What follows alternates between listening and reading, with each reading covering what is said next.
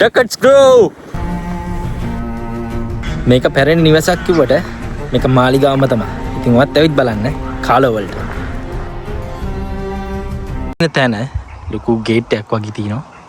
මහා විශාලයි එකත්. ලොකු තාප් එකකින් වට වෙච්ච. මොකද මේ ඩකට්ස්ලට මේ අක්කර 12000ක් තිබිලා තියෙනවා ඉතින්.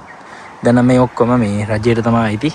ඩබ්ලින් වලින් ඉඳන් කිලෝමීටර් 65ක් විතර දුර ගෙවාගෙන මම අද ආවේ කාලෝ වලට. කාලෝ වල තියෙන තවත් අපූර්ව තැනක් වාගෙන තමයි ආවේ. වීඩියෝ වලින් පින්තූර වලින් මේ තැන් දකින්නට වඩා අපේ S2 මේ තැන් දකින්නකොට ඇත්තටම විශ්වාස කරන්න අමාරුයි.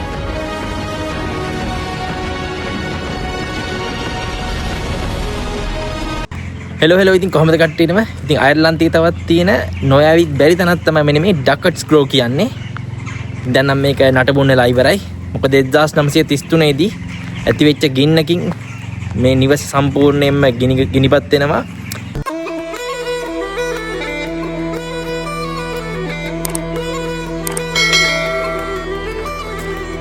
1745 දී තමයි මේක ඉදි කරන්නේ. ඇත්තටම කිව්වොත් මේක මාලිගාවක් තරම් විශාලයි. ඒත් මේක මාලිගාවක් නෙමෙයි. මේක ඇත්තටම කිව්වොත් ජෝර්ජියානු නිවසක්. ඉතින් මම මේ ඩකට්ස් ග්‍රෝව් බලන්න ගියේ හරියටම කිව්වොත් ගිය අවුරුද්දේ සැප්තැම්බර් වල. ඉතින් මට වීඩියෝ එක දාන්න තරම් වෙලාවක් තිබුණේ නැහැ. ඉතින් ඔන්න අද තමයි මම මාස 5කට පස්සේ මේ වීඩියෝ එක අප්ලෝඩ් කරන්නේ. ඉතින් ඩකට් පවුලට තමයි මේක අයිති වෙලා තියෙන්නේ. අක්කර 12000ක් අයිති මේ කට්ටියට. කොහෙත්ම මේක හමුදා බලකොටුවක්වත් මාලිගාවක්වත් නෙවෙයි. මේක ඇත්තටම කිව්වොත් පෞද්ගලික නිවසක්. ඩකට් පවුල විසින් වසර 200කට වැඩි කාලයක් ජීවත් වුණා. බලන්නකො මේ ගාඩන් එකේ ලස්සන විතරක්. ඉතින් ගින්නකින් විනාශ වුණත් මේ සුන්දරත්වය කාටවත් නැති කරන්න බෑ.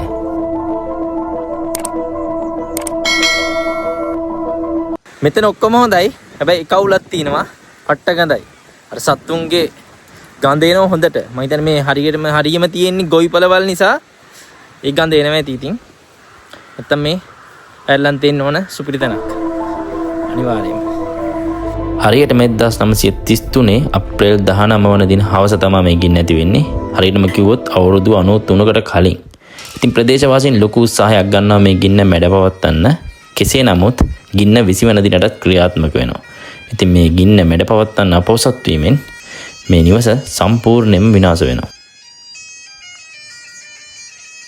මේකේ තියෙන ලස්සන නම් ඉතින් කියලා නිම කරන්න බෑ ඉතින්. ඇත්තටම කිව්වොත් එච්චරම ලස්සනයි මේ ගාඩන් එක. අයර්ලන්තේ හැම තැනකදීම වගේ මෙන්න මේ ඉලන් පයිප් එක වාදනය කරන අයව දැක ගන්න පුළුවන්. මේ ඩකට්ස් ග්‍රෝව් නිවස ඇතුළ තමයි මේ පේනවනේ මේක විශාල ඉතින්.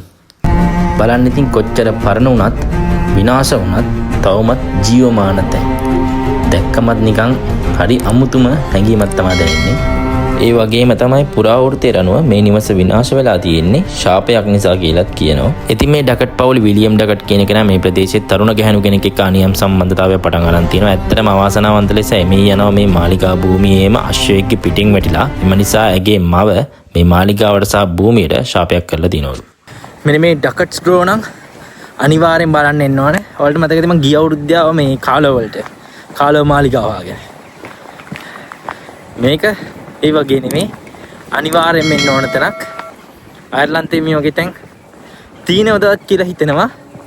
ඇත්තටම ආවට පස්සේ. පේනව නේද අක්කර ගානක බඩේනගු වගාවක්.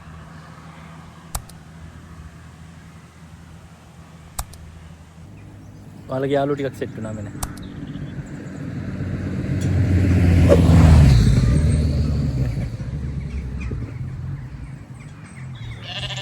එහෙනම් මං අදට සමුගන්නවා කාලෝ වල ඉඳන්. ඉතින් අපි ඊළඟට හමු වෙන්නේ අයර්ලන්තයේ තියෙන තවත් භයානක හොල්මන් මාලිගාවකින්. එහෙනම් සුබ දවසක්.